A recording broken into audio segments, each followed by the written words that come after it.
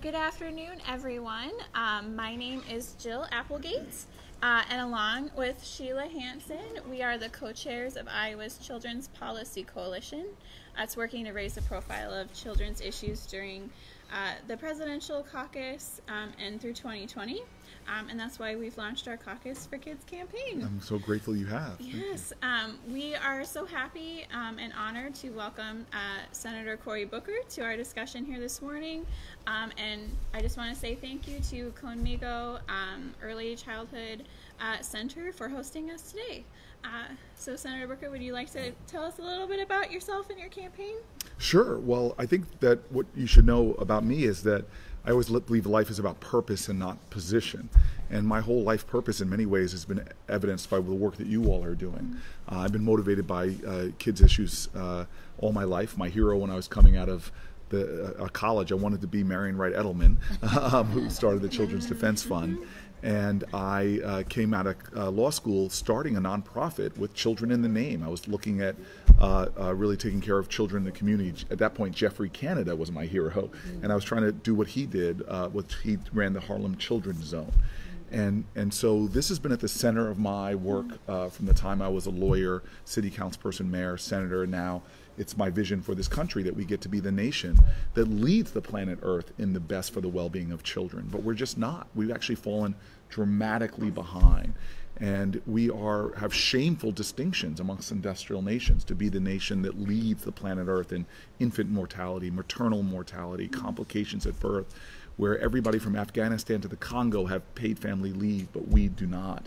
And these things are very costly to us as a country. I don't think we realize the enormous economic waste that we have when in a global knowledge-based society, the most valuable natural resource you have on the planet Earth is not oil, gas, or coal.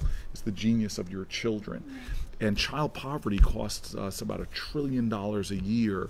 The dollars we invest in doing things about child poverty have massive returns for society. Every dollar you invest in dealing with child poverty produces $7 in return in economic growth. And so I've dedicated my life to dealing with these issues. I've purposefully remained for over 2 decades living in a community below the poverty line. We don't mistake in my community wealth with worth. And as a person who lives in a neighborhood every day where we grapple with the challenges that face our children, from environmental injustice, lack of access to health care, quality education, freedom from gun violence. There are so many issues in our culture that we have the ability to do something about. If I'm president of the United States, I want to be known as the best president for children in American history. That's what we like to hear, for sure. So we have some advocates around the table that would like to ask you a few questions. Surely. So I'm going to start off. And why did you allow a man at the table? I don't understand. I was told I would be the only one. We're bringing you everyone. Okay. So Emily, why don't you go ahead? Yes, Emily Harris with Every Child Matters. Yes. I am the mother to a 6-year-old who has some health complications. And we struggle here in the state of Iowa because she is a Medicaid recipient to keep her with coverage. And this is shaping up to be the healthcare primary. I think a lot of people have said that. And interestingly enough, a lot of people talk at length about their plans for healthcare, but none of those plans are directly about children's healthcare, which they have a very different set of priorities and health needs that need to be met that are different than what adults have to have. So my question for you is, as president, what actions would you take to ensure that all children have health coverage and receive the health services that they need? I appreciate that. So first of all, let's just broaden the aperture on health.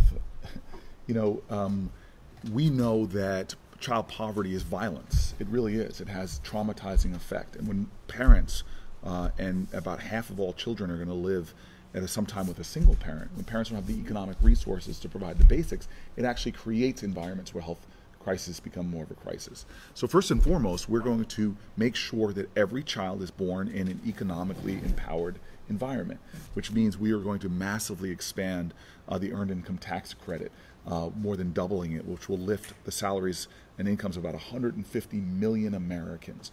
We're going to expand the child tax credit so that we have almost like a child allowance that will again pull millions out of address poverty for millions of American children.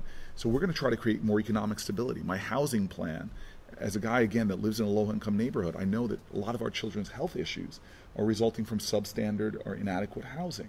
And so we want to make sure that my housing plan, which makes sure that the rent that parents pay is capped out at 30% of their income, and they have a refundable tax credit. Okay.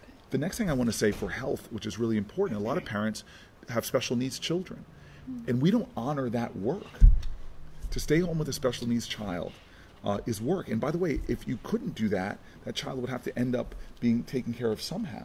And so when I say I expand the earned income tax credit, we're redefining work as well. That if you're a parent that's taking care of a special needs child, or a spouse that has Alzheimer's, if you're staying home to do that, you will qualify for that tax credit and for more resources back into your pocket as well. And then we get to healthcare directly. This is really critical that we have a healthcare system where nobody falls through the cracks. Because if we do, we will pay for it. Right now, America has the most expensive healthcare system on the planet because it is inadequate and it has too many gaps in which people are falling out and often get their healthcare in the hospital emergency room. And that's why I support making sure that every single American family has healthcare as a right. Now, getting there is the challenge. I don't think there's anybody on the Democratic debate stage that doesn't believe every American should have health insurance. We're all together on that. I believe that if we're going to design this system from anew, we would design a single-payer system. The system we have has all kind of irrationalities. But I don't want to sit here and tell you, as your president, that that's what I'm going to do, because Obama wanted to do a lot more. He couldn't get the public option done. He couldn't get into the Obamacare. He couldn't get lowering Medicare eligibility to 55. What I'm going to tell you right now is that every single step of the way of my 8 years in the White House, we are going to make gains on expanding coverage, lowering costs. It starts with addressing issues for my kids in Newark who can't afford parents can't afford to buy an inhaler. For childhood diabetes, which is on the rise, not being able to afford insulin. So we can drive down those costs by taking on the pharmaceutical companies and expand coverage, and that's what I'll do. Thank you. Thank you. Next, Rob. So they're going to let me ask a question too. I'm impressed. That was awesome. We believe in minority rights, soon, sir. Yes, sir. So my name's Rob Barron. I, in addition to being the only other dude up here right now, I'm also have the honor of being on the Des Moines School Board, and one of the things that I've spent my time focused on is early childhood education. So in Iowa, we have a state universal preschool program, but there's gaps and flaws with that. So that covers a lot of kids, about 1,500 kids in my school district. But we enroll about 3,000 kindergartners every year. We think about 500 of those that we enroll have other preschool, but we're pretty certain that about a third of our kindergartners that we enroll every year come without a 4-year-old preschool experience. And we test those kids, we test everybody on the way in, and the results are dramatic. You know, if you had a preschool experience, your child's twice as likely to be ready to start school in my district than if they didn't. And I think that's wrong. We don't have like I said, there's some gaps with the state program, and we don't have the dollars in my district to be able to cover that. So this summer I went out and raised money to start a new preschool classroom, just private money. That has been great. We've got a new classroom. That's fantastic, but that shouldn't be the solution. One of the things that I respect and admire about you so much is your demeanor, the way when you speak from the heart. You know, I believe every word that comes out of your mouth is straight from your heart. So I know you're there. I love that you want to be the best president in history for kids. My question is, how does a Booker presidency get us to universal preschool in this country, and give me some faith that it can happen? I more than you know, I appreciate that question, and I appreciate it from you, because I would not be here if it wasn't for Des Moines taking care of kids. My grandmother was born and raised in this city, and every step of the way of my grandmother's life, this is a black girl growing up in this community, she has stories about how people were there for her. Even I went to the church to pray, in the church that said you need to go to college, and they took a collection to get her money to go off to college, where she met my granddad. Yeah. So it's even that church I owe my very existence to. So Des Moines, I know the values. I know when you tell me that you went out to try to raise private money to do what we're supposed to do, that hurts almost, but it also is a testimony to the Spirit here. So you're right, I'm there. And I imagine, I don't know this for a fact, but that all 14 of us that are going to speak tonight in this primary believe the same thing. So I think your question is a little different. It's like, well, how do you get it done? Yeah. Like, sincerely. I mean, you may have Mitch McConnell as the majority leader. Come on, Cory, give me some hope, give me some faith that we can get it done. And so what I learned from my neighborhood, which has a lot of the same issues I know that Des Moines has, is that first and foremost, hope is the active conviction that despair will never have the last word. That we have to bring to this fight, no matter how bad it looks, we have to bring to this fight something different than we've seen before. Because we've had great presidents before who loved children, who had daughters that they talked about. I mean, President Obama is an extraordinary human being, besides the fact he has more hair than me, skinnier than me, and sings a lot better than I do. So let me just be blunt with you. If this whole campaign field, there is nobody that has a better story of making a way out of no way than me. Because I governed the most ungovernable city in America. A city that was known for crime and corruption, and people told me all the things we couldn't do, but we found ways to get things done. And we often had to think really creatively about how to put pressure on people that wouldn't move, or expand the moral imagination of my city to get more people involved. And I know time is short, but I just want to give you one example that's kind of funny, but it was meant to be funny, but to try to change the game for me, which was late night talk show hosts love to make fun of American cities. And they like Chicago jokes, Detroit jokes, they talked out. I knew it would only be a matter of time until one did. Though the Tonight Show came through, they made fun of Newark. The joke was that the guy is a guy named Conan O'Brien made this joke where he goes, I hear that Newark, New Jersey has a new healthcare program. I was able to lower prescription drugs for many of my costs for many of my residents. And then he says, I think the best healthcare program for the city is a bus ticket out of town. And I was like, okay, this is my opportunity to try to change the game. So I went to City Hall, sat behind my desk, had a small camera like that, looked at it, and I said, I'm Cory Booker, mayor of the city of Newark, bragged about our city, all the assets we had. And I said, now Conan O'Brien is making fun of our city, kicking us down. Well, Conan O'Brien, by the power invested in me, by the city of Newark, the people of this great city, I am now going to ban you from Newark Airport. You're on the no-fly list. Try JFK. And I knew, this was early in Twitter, I knew that our little Twitter following would make that video viral, and it did. It became such a big story, I'm not exaggerating. The TSA felt necessary to clarify that mayors in America can't ban people from their airports. We were getting so much earned media, I thought it was as good. I had so many more opportunities to brag about my city, but God gave me another blessing that Conan O'Brien then went on his show, The Tonight Show, and played my video, and then banned me from Burbank Airport. Now, I don't know if you all fly to LA like I do a lot. That's just no big deal. There's LAX right there. But this was a fight that was on, and next thing you know, I banned him from New Jersey. Long story short, it became the #1 story in America. But more than that, I got a chance to go on any show I wanted to. I was with Larry King. Suddenly a mayor of Newark is going on every national TV, but for me, it wasn't about the joke. It was about telling people how great my city was, getting them to discover it. Before you know it, Hillary Clinton, at that time the Secretary of State, films her own video that just says, Cory, Conan, give peace a chance, basically, is what she said. And I went on The Tonight Show, a mayor of Newark, sitting on that couch I've been watching my whole life. He apologizes to Newark, New Jersey, writes $100,000 to Newark charities. But more importantly than that, now I call national foundations, they return my call. Yeah. I call developers that never came to my city before. We built our first new hotel in 40 years, our first new office towers in generations. We built supermarkets into food deserts, supermarket chains that once laughed at me about coming to the city of Newark. And here's the best thing. We built low-income housing.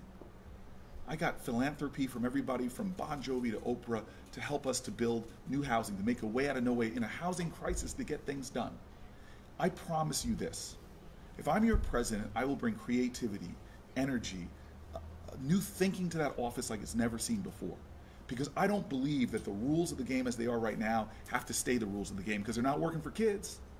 We're going to go in there and reinvent the way we do things and put children back at the center. Because we all know this. African sayings, the culture that I grew up said this, that if you take care of children, the world will change. And that's what we've got to do. And I don't care if you're a conservative, libertarian, if you're a Democrat, whatever, we all know basic sense that if we educate our children, if we out-educate other countries, that's how we will ensure the generations to come we continue to lead the world. Thank you, sir. Thank you. Sheila? Hi, Sheila Hansen with the Child and Family Policy Center, and as Jill mentioned, co-chair of this coalition. Thank you for having me, Sheila. Yes, thank you for coming. I am going to ask you a question around children's safety and well-being. I'm a licensed foster care parent, have been for the last few years, and it's been one of the biggest challenges and biggest joys of my life. And every day I can still, even though we're not taking new children right now, every day I can still get a phone call that says, "Hi, this is Department of Human Services. We have a 2-year-old named Johnny, and we're looking for a home for Johnny." And I often, say, "Sorry, I can't take him right now," or and then throughout the day, I'm like, I wonder, how is Johnny? Johnny's still in my mind. I hope Johnny's okay. Somebody took Johnny. And then on another note, on foster care, and this time around safety, this morning I actually dropped off one of the kids at school, and it was dark out, and it was rainy, and I noticed all the lights for once at all the windows, and the first thought that came to my mind was, I wonder if those are bulletproof. And I thought, why am I having that thought, and why should I have to have that thought? Are the kids going to be safe in that building at school? So what I want to do, and what I want to ask you is, as president, what would you do to help ensure the safety and well-being of all of our children? So foster issues have already been something I've been passionate about as a senator, and working across the aisle. Jim Inhofe and I were able to get things into this massive education bill to really focus in on foster youth and homeless youth. My significant other is flying in today. She's an actor. You might know her from that. Her name is Rosario Dawson, but she's actually an activist who herself had an odyssey into the foster care system to adopt an 11-year-old as her own daughter, and she's a beautiful growing woman now in high school. The foster care system in America is shameful in the gaps and the lack of resources that we have, and children who get caught up often, we see what their outcomes are because we're not doing enough to focus in on it. And this is what I mean about being a president that pulls these issues off the sideline and gets them into the center of the field. And so child safety, I don't care if you're talking about lead poisoning, because there's 3,000 jurisdictions in America where children have more than twice the blood lead levels of Flint, Michigan. So I don't care if you're talking about environmental toxins, whether you're talking about abuse and neglect rates, or whether we're talking about gun violence, which I want to finish on. I know the opposite of justice is not always injustice. It's often inaction, apathy, and indifference. And so if I'm your president, we have to have a more courageous empathy in this country. We have to tell the stories of our children so that we activate that reservoir of grace in this country that will do something about it. But let me just shift for a second. It bothers me that we are a nation that is so fiscally irresponsible. When we know that, I remember when I got to the Senate, I wanted to have lunch or dinner or meet with every one of my Republican colleagues. And I sat with one of them because I said, there's a very basic thing that I can show you how to save 5 to 7 taxpayer dollars, and it's called nurse-family partnerships, which most of the people here probably know what they are. Most Americans probably don't. But I found out in my city that if you just have, for at-risk pregnancies, if you have a nurse come in, it doesn't even have to be a registered nurse, but people visiting to be there, talk to that parent. You literally, states that have done it have cut abuse and neglect rates in half. We don't talk about child abuse and neglect enough in this country, but it is traumatizing. It is damaging to the well-being of that child. So this is what frustrates me, is that we know the solutions. Professionals like you, Sheila, could probably, if I could make you king of America for the day, you could get a lot of very positive things done, I'm sure. And so this half an hour. This is Sorry. So, are you available for vice president consideration? Check my calendar. Okay. This is not a matter that we don't know how. This is a matter of we don't have the collective will yet. And that's why the leaders I admire most in America, that the ones that pricked the consciences of this country and generated that collective will, like Martin Luther King and other activists in the 60s. And so this is what bothers me, that gets me very emotional, is that I watched previous generations in America. When 4 little girls died in a bombing in Birmingham, this whole country rose up. Black, white, Christian, Jewish, Republican, Democrat, and said, this is not who we are. When women, young women, girls, trapped in a fire in New York called the Shirtwaist Factory Fire, and they were throwing themselves out windows to their certain death on the sidewalk below, the consciousness of this country rose up and we did something about it. But now our children are being shot under desks from Newtown to Parkland. And what do? The strongest nation in the planet Earth. We say to our kids, we can't protect you, so we're going to teach you how to, send you to school to teach you how to hide. There are more shelter-in-place drills right now and active shooter drills in America than there are fire drills. And I had the pain of being in a working class town in Pennsylvania last week to listen to a teacher who heard a fire drill and didn't know if it was real or not, or if it was a fire or an active shooter. You know what she did in front of her little girls and boys? She swept off of a table, grabbed the table, pushed it against the wall, trying to compose herself, telling her kids to get in a closet.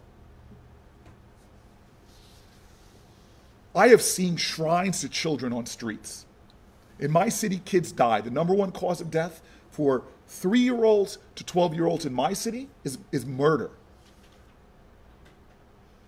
I've seen shrines to kids. I've had to go to too many funerals. I held a teenager trying desperately to stop his bleeding to death because of the numbers of carnage in this country. You want to elect a president who's driven to solve this problem, put me in that office, because I'm going to bring a fight like people have never seen before, and we are going to protect our kids if I'm your president. I promise you that. Thank you. Lana, I have to follow up. Such a good question. Good afternoon. Good afternoon. Welcome and I'm back sorry, to I Iowa. I didn't hear. Sorry, Lana. Lana. Yeah. Lana, okay. I'm with the Iowa Community Action Association, part of the National Community Action Network. We have about 1,000 community action agencies all across the country, Yes. including in New Jersey. Yes. Fighting to alleviate the causes and conditions of poverty, and we're looking for a champion who can help us do that. Yes. We in Iowa served about 308,000 individuals last year in a wide variety of programs, one being low-income home energy assistance, which, interestingly enough, sign-up started today. So if you want to see some chaos, come to one of our local offices. Yeah. We got people lined up. We know about 40 million people in America live in poverty. We know in Iowa that about 1/3 of our kids can't have their needs met because their parents aren't able to earn enough income. So as president, what would you do to ensure that kids can have their basic needs met and their parents can save for their future? Well, let me get very specific with that. But I want to say, first of all, the poverty line, we know that that's not an effective measure right now. It hasn't been updated in a long time. So this idea that there's only 40 million in poverty is actually wrong. There is not a county in America where a single mom who's working a minimum wage job can afford a 2-bedroom apartment, not a county in America. And this idea that we have in this country that poverty is not a moral sin is outrageous. And I want to just be honest with you. As of last month, at least, maybe it's changed now, but 170 policy papers that candidates put out, I was the only one that put out a policy statement on child poverty. 20 years, Republican and Democratic primary stages, debate after debate after debate. I lost count of the number of debates we've had so far. The first time someone mentioned those two words together, child poverty, in decades was me on the last debate stage. And so just understand that if you want a candidate that's going to prioritize these issues in 2 decades, I'm the one that has. And I can get very technical because I know this issue like anything. I mean, let's talk about SNAP benefits, which are a joke. That we know that they're blown through before the end of the month. It's so desperate that when people get them, I learned in Newark not to shop on the first or second or the third of the month because the shopping centers are so crowded because people have been so desperate to get their benefits that don't last all the way through. I made a national splash because I just said this $1.40 per meal, nobody can live on that. So I went and tried to live on $1.40. I lost a lot of weight and found it impossible, really. It is impossible. I was going to bed hungry. every night.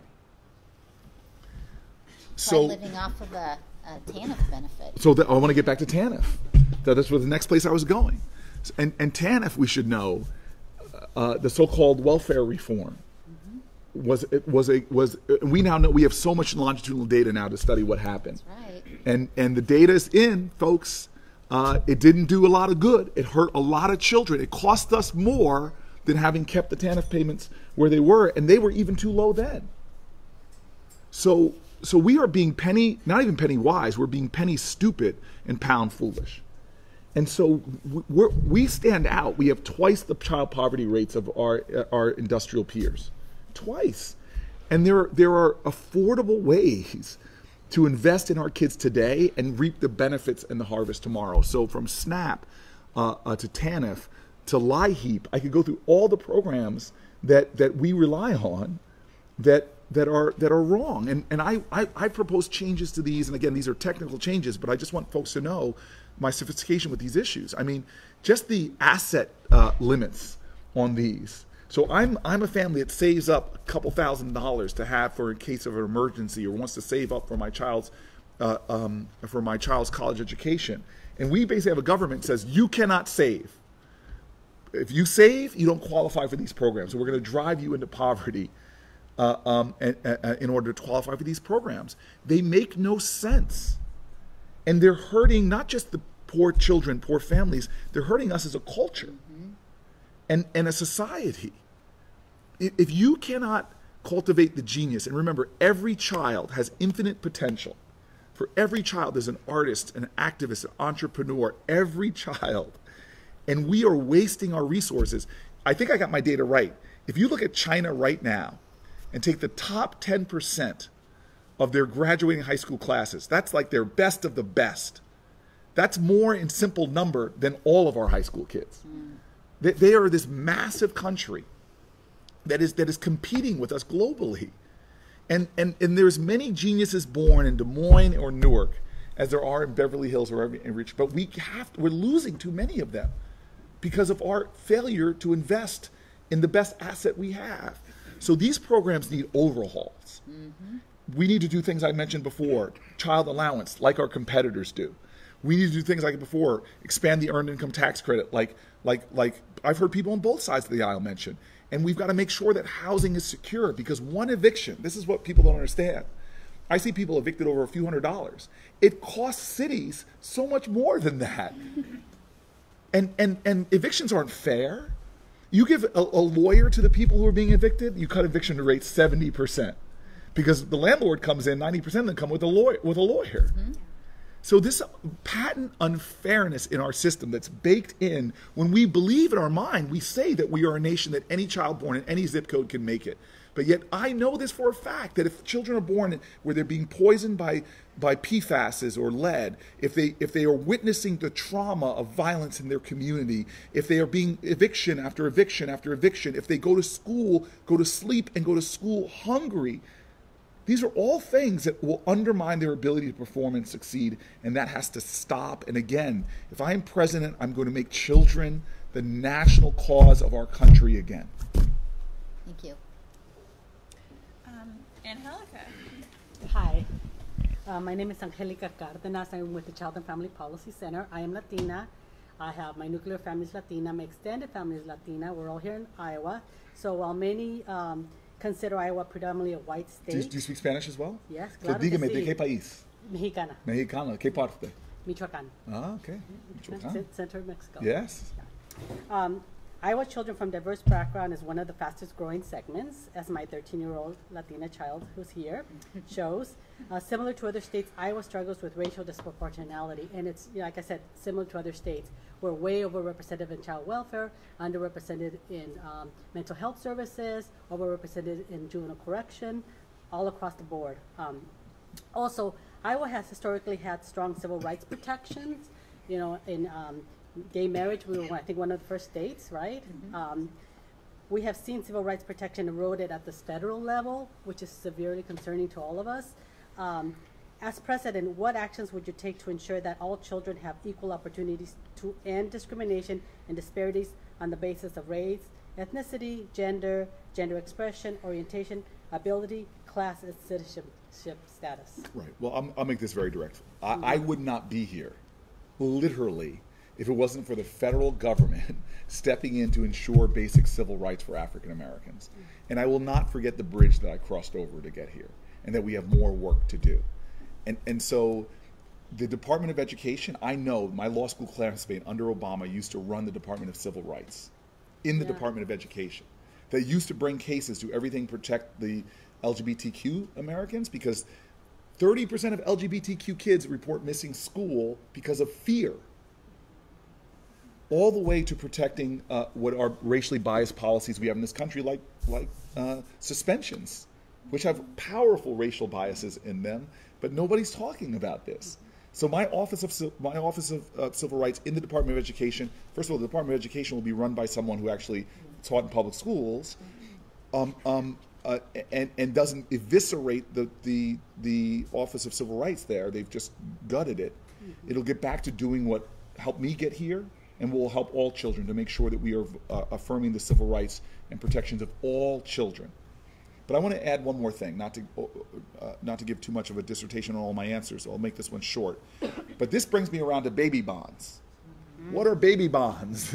Well, this is the policy idea that we put forward that's getting lots of rave reviews, but hasn't elevated to the point where I hope it will, and I'll continue to talk about it. But Columbia University says baby bonds would virtually close the racial wealth gap in our country. And so what is a baby bond? We know from social psychological evidence that a child who's born that has a savings account that's told there for them for their future, their chances of going to college go up 4 times. So I got this idea from think tanks on both sides of the aisle. Because America, we're a capitalist society, let's give people more of a stake. Every child under my proposal will be born with $1,000 into account in an interest-bearing account. Every child. And then every year of their life, they'll have more deposits up to $2,000 placed into that account based upon the wealth of their family, just like the earned income tax credit. And so the poorest kids, we know that there are 1 out of every 6 children born poor. So 1 out of every 6 children is going to come at the end to have the most money, which is upwards of $50,000. So imagine if every 18-year-old now had somewhere from $10,000 to $50,000 into an account based upon their parents' income. Well, number one, it gives everybody wealth to do things that create wealth in our society. Buying a home, going to college, starting a business. So for me, this is a game changer. And it doesn't even cost that much money. I could pay for it by taking our estate taxes back to the wild old days of 2009. Which affect 1% of the people, and ending some of the loopholes people do at their death to protect their wealth and passing on to their children. That's how we pay for it. But yet it does what we already do through our tax system, which is take people with wealth and give them tax incentives to create more wealth. Some of it I defend. I believe in the mortgage interest deduction. But that goes overwhelmingly to people that make more than 6 figures. Let's do things through our tax code to create wealth for every child and get rid of racial wealth gaps, to give every child something to invest in college or training or business or what have you. And I'm very excited about that as well. Sue? Frog in her throat. I'm a vegan. I'm against eating frog. I don't. I try not Drink to. your water. So it's very good to see you again. All right, I'm all Sue right. Dinsdale with Iowa Citizen Action Network. And we have we lead the Main Street Alliance of Iowa, where we talk to small business owners all around the state about progressive issues. And family is their bottom line. Yes. So I was really glad to hear you talk about paid family medical leave, because it's a big issue for our small business owners and our farmers who do not have the ability to pay employees if they need to take care of a child, an ailing parent, any other issue. And so I'd like to hear a little bit more about what you're planning, and I'd also like to invite you to do a tour with some small business owners at some part of our state, and I have a packet I'll give you, to talk about all of these issues, because everything you've said today is what we're hearing from small business owners on kind of a different level. So. Right. Well, there is a very, very good bill in the Senate already on this issue. I know you're very aware of, which makes sort of like an employment insurance model, which I think is the best way to go about doing this. Cup of coffee a day. Exactly. Well, if you saw my coffee habit, I could pay for the whole program probably on what I drink alone. But that's it. This is not complicated. It's about creating the will, and I think that's why. Look, I see our current president, and I'm not about vilifying anybody. I tell people this election is not a referendum on one guy in one office. It's a referendum on who we are and who we are to each other. And so I watch him use his platforms and his social media more for moral vandalism, to demean, degrade, and divide. And that's what makes the news, runs the headlines. Well, if I'm president, I'm going to use my platforms just as creatively, but to inspire, engage, and activate people to do the things we already agree on. Paid family leave is not a hard sell when you go through the data to American businesses, companies, everybody gets it. And so we just need someone who prioritizes that amidst all the other things that are going on. And it really would level the playing field between small business and big corporations. Absolutely. Let me tell you something. This is a confession, so forgive me.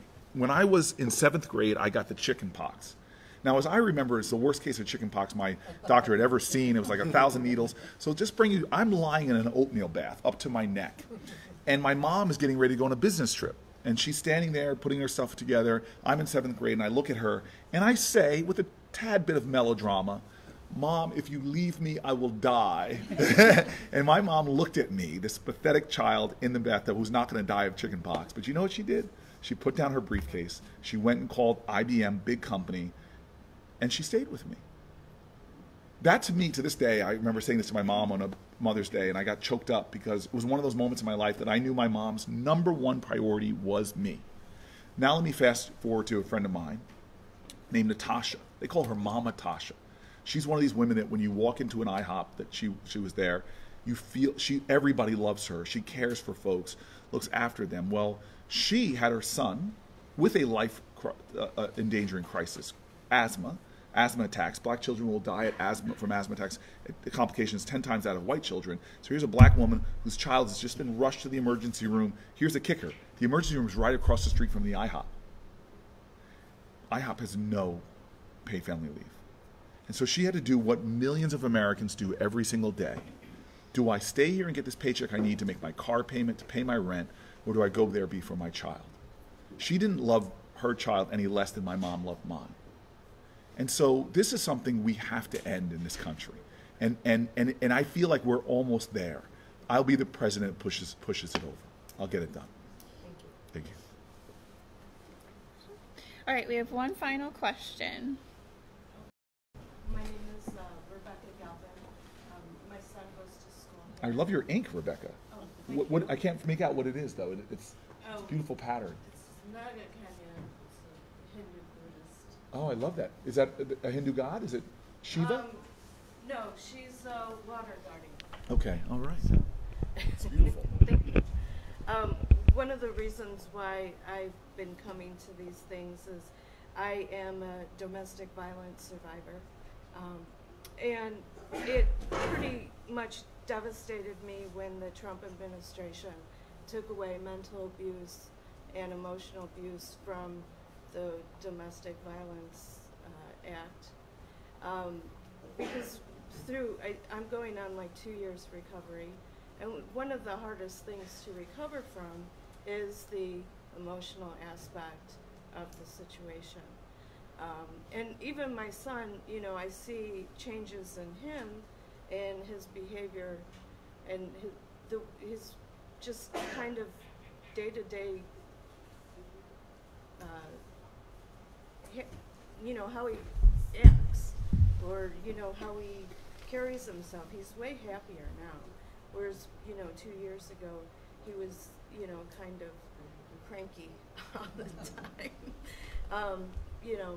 And so I would like to see that, with this next election, that we reinstate emotional abuse, mental abuse into the Domestic Violence Act, and hopefully expand upon it. And, one of the things is I'm very lucky. I have a very good job. I have a wonderful support system. My family has, we've grown closer together. The school here has been really helpful with my son too. My friends. But I'm lucky. Not many women or people in my situation have that. And it would, I'd like to see more help or options for people in that situation to get the help that they need, because it affects poverty, it affects the children, education, the whole gamut of it. It has a broader effect than most Americans realize. Right. There is a shocking percentage of American women who are survivors of sexual assault, sexual violence, domestic violence. And it's one of those things where all of us candidates shouldn't talk about what we're going to do. What have you been doing about this crisis already? I started as a young man working on a college campus at a crisis hotline center. And I was surprised at the number of calls we would get. I mean, it began to shake me because I just was so unaware as a teenager going into college about the levels of assaults, violence against women in this country. At that crisis center, we used to have one of our great staffers would go out and pick women up who were in crisis and bring them to shelters. And being somebody who once would go with her to make sure her safety, it seared into me the urgency of making sure that we have policies that empower women in that kind of crisis. It's why, as mayor of the city of Newark, I went to do work to expand housing options for women that are escaping domestic violence. You're 100% right on the policy. We need to make sure that those moves by the Trump administration, we reverse them. But what you said is even more important, is that we expand the prioritization in our country of resources and best practices for helping to empower women who are survivors of domestic violence. It is an urgency. But I want to just use this as a chance to pivot to something else. For this president's policy is also the shift on immigration. That to qualify for asylum, if you're escaping the kind of violence against women we see all over this planet, that this nation will no longer consider that a justifiable reason for asylum, that is deeply offensive to me. And so from our domestic policies to our very immigration policies, we need to recognize that we live at a time where we have a choice. We have a choice to continue to be a culture that sustains this kind of level of violence, or to be one that is determined to end it and to empower those who have survived it. Because to me, that's how stark this choice is. And if I am president of the United States, I will join with women and others, because I don't care who the next president is, they better have a broad table, and they better allow the policy to be shaped by the people that are going to be affected by that policy. It shouldn't be about me without me. And so we are going to do a lot different in my White House, from elevating an office of women's reproductive rights and reproductive freedom into the White House, to making sure that we start working on policies that deal with the empowerment of women, everything from equal pay for equal work. Yes. I do make less than my male. Yes, yes. Yeah, but you see, but that's an issue that affects children. Right. Yes. Domestic violence affects children. You just said that in your powerful testimony. So we live in a culture where people have to understand you can't hurt another without yourself being hurt. And in this country right now, there are too many people, by nothing of their own doing, are getting ground down and hurt. And we need to be a nation that has a more courageous empathy than that through our policies you see a level of civic grace that's far more enlightened than what we're seeing right now.